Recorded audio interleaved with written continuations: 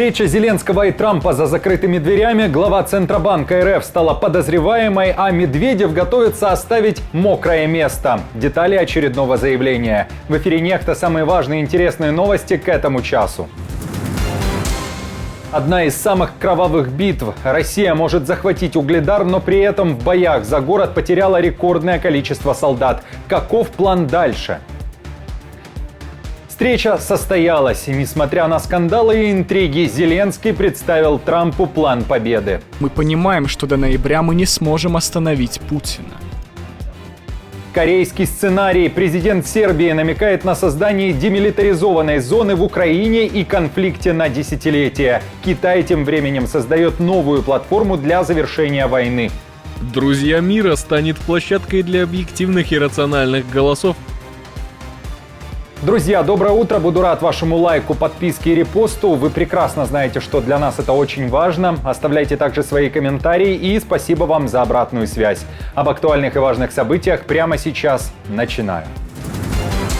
Наступление на Угледар дается армии РФ большой кровью. При попытке захвата этого населенного пункта в Донецкой области оккупанты потеряли уже более 1000 единиц техники и несколько тысяч своих военных. Об этом пишет Forbes. Издание уточняет, что упорная оборона Угледара, которую обеспечивала 72-я механизированная бригада ВСУ, привела к уничтожению целых российских бригад. Неудачные атаки морской пехоты на Угледар в период с ноября 2022 года по февраль 2023 года стали одними из самых кровопролитных на данный момент войны. 155-я бригада морской пехоты, которая, согласно данным, насчитывала около 3000 военнослужащих, теряла до 300 человек в день на протяжении нескольких дней и была почти уничтожена к февралю 2023 года. Forbes также сообщает, что, скорее всего, российская армия близка к успеху и вероятно, что этот населенный пункт вот-вот перейдет под контроль РФ. Старается захватить Угледар как альтернативный путь снабжения войск и продвижения в этом направлении. Это, конечно, узловой центр для логистики врага, поэтому он так упорно и продвигается там. Но это двойная задача. С одной стороны логистика, а с другой стороны обходить Покровск, чтобы продвигаться по территории Донецкой области, выполняя задачу захвата Донецкой, ну и всей Луганской области, которую Путин уже, как сказать, момент истины объявил для себя. Вот захватите все, несмотря на то, что есть Курск, то уже мы там имеем перспективы, а он все-таки пробивается тут. Ему военные докладывают, что это главное направление, и послаблять позиции нет возможности, потому что, с другой стороны, тут же двойная позиция. А он очень мощно наступает, но мы готовим и бреши в линии обороны врага, и можем нанести концентрированные контрудары неожиданные. Это будет неожиданный формат Курска, то только на территории Украины. А это для них угроза. Поэтому стараются захватить то, что сейчас имеет стратегическое значение и для пополнения сил и средств, логистических цепочек в этом направлении, ну и, конечно, уже использовать для фланговых ударов против нас. Украина активно работает над тем, чтобы убедить своих союзников выполнить обещания, которые касаются военного финансирования на следующий год. При этом военная помощь для Киева уже оказалась под угрозой. Об этом пишет Bloomberg. По данным издания, это связано с двумя факторами. Одни союзники имеют трудности с финансированием, а другие отказываются увеличить финансирование для Киева. При этом Украине предстоит пережить уже третью зиму с начала вторжения РФ, в то время как военная машина России сейчас опережает возможности Киева в экономическом и техническом плане. Источники издания напоминают, что значительная часть военной поддержки Украины в 2025 году связана с соглашением Большой Семерки о предоставлении кредитов на сумму $50 миллиардов из прибыли, полученной от замороженных активов российского Центробанка. Но даже 50 миллиардов не покроет все расходы Украины. Кроме того, Bloomberg напоминает, что союзники Украины все еще обсуждают окончательные детали этой сделки, а в США хотят получить гарантии того, что Венгрия не будет блокировать меры Европейского Союза. По словам источников, надвигающийся денежный кризис среди союзников наступает в опасный для Украины момент и может вынудить Киев вступить в переговоры с позиции слабости. Издание также уточняет, что следующий год очень важный в военном плане для Украины, так как уже в 2026 году проблемы с экономикой могут начаться уже в РФ. Тем временем Эльвира Набиуллина стала фигуранткой еще одного уголовного дела и вновь стала подозреваемой. В частности, по делу о планировании, подготовке, развязывании и ведении агрессивной войны против Украины. Глава Центробанка РФ, согласно материалам Службы безопасности Украины и Офиса Генерального прокурора, заранее знала о планах Путина по вторжению в Украину и приняла такие решения, которые обеспечили военную агрессию. Набиуллина изменила стратегию работы Центробанка РФ для поддержки оккупации, избежания санкций, а также для того, чтобы можно было легко финансировать оккупационные группировки РФ. Об этом говорится в материалах СБУ. Китай, Бразилия и некоторые страны глобального юга создают специальную платформу под названием «Друзья мира» для того, чтобы найти пути урегулирования украинского кризиса. Это слова министра иностранных дел КНР Ван И. Напомню, что в Пекине продолжают называть войну России против Украины именно кризисом, а не войной, вторжением или же нападением. Глава китайского МИДа уточняет, что новая платформа будет не закрытой для определенной группы стран, а наоборот открытой площадкой, которая стремится к инклюзивному диалогу, а не к конкуренции или же конфронтации.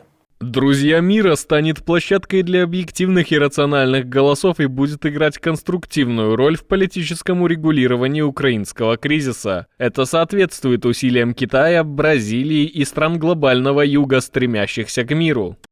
Представитель Бразилии, в свою очередь, напомнил о китайско-бразильском мирном плане, в котором нет призыва к России вывести свои войска с территории Украины. И напомню, как ранее рассказывала команда Нехта, Зеленский называл китайско-бразильское предложение деструктивным и просто политическим заявлением.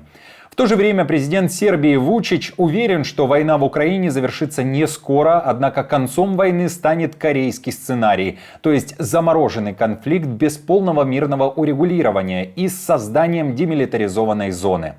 Зеленский и Трамп таки встретились. Разговор тет-а-тет состоялся в пятницу в Нью-Йорке. Трамп заявил, что для него большая честь встретиться с Зеленским. А Зеленский, в свою очередь, заявил, что у него с Трампом есть общее. Это желание остановить войну. Не обошлось со стороны Трампа и без саморекламы, и без предвыборных заявлений и воспоминаний. Кроме того, кандидат в президенты от республиканцев заявил, что у него хорошие отношения как с Зеленским, так и с Путиным. И вновь Трамп обещает выгодную сделку как для РФ, так и для Украины в случае его победы. Зеленский же представил Трампу свой план победы. Прежде всего, очень важно поделиться всем планом, всеми нашими шагами, как мы можем укрепить Украину. И, конечно, мы должны решить это сейчас, потому что после ноября мы не будем знать, кто будет президентом. Только американцы решают, кто будет президентом. Но мы понимаем, что до ноября мы не сможем остановить Путина. Известно также, что Зеленский пригласил Трампа в Украину. Тот ответил обязательно, но без деталей. Кроме того, Трамп сказал следующее. «Я многое узнал. Я и президент Зеленский хотим, чтобы эта война закончилась. И закончилась справедливо. Я думаю, что это произойдет в нужное время. Это должно закончиться. Президент хочет это остановить. И, я уверен, Путин хочет это остановить. Это хорошая комбинация». Медведева в военной форме вывезли на полигон Капустин-Яр, а потом, читая с листка, он пересказал, что же ему показали и зачем. Медведев уверяет, что увидел, как работает средство обнаружения и поражения дронов. И также заговорил о том, что РФ необходимо как можно скорее развернуть систему эшелонированной ПВО, которая должна защищать военные объекты и гражданскую инфраструктуру. Но, конечно же, не обошлось без традиционных для Медведева угроз Западу. Чем смешнее государство, тем выше гонор у отдельных сумасшедших руководителей этого государства. Здесь и комментировать-то особо нечего, поскольку, когда такие заявления делаются, люди должны принимать в расчет только одно. В случае, например, использования тактического ядерного оружия Россией, применительно к отдельным государствам, которые такие высказывания себе позволяют, от них останется просто мокрое место. Да, статья 5 Вашингтонского договора, может быть, и сработает, но государства этого уже не будет. Про ядерное оружие заговорил и Лукашенко во время встречи с белорусскими студентами. Молодых людей, по сути, предупредил, что их жизнь может закончиться внезапно, так как если РФ применит ядерное оружие, то ответка прилетит и по Беларуси.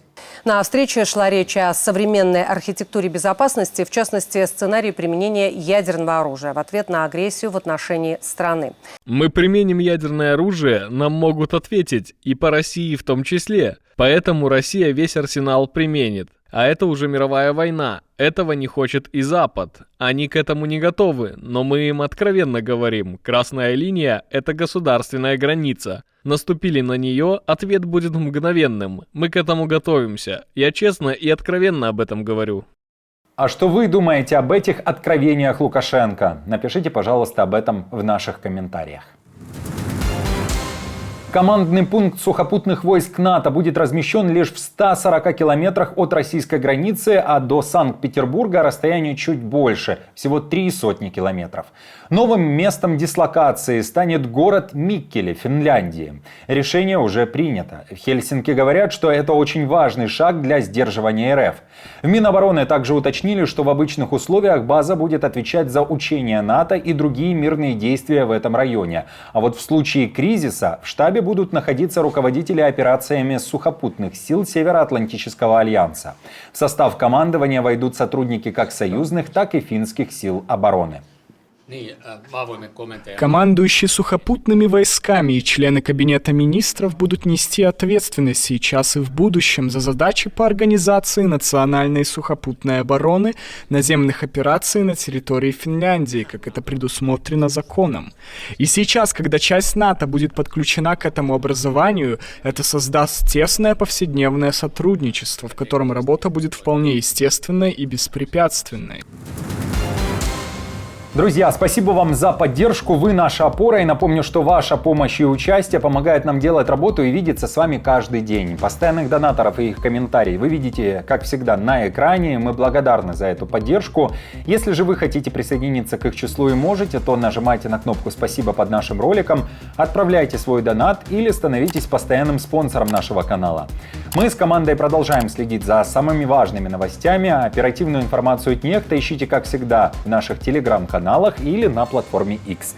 Спасибо вам за доверие и то, что остаетесь с нами. До новых встреч и хороших вам новостей.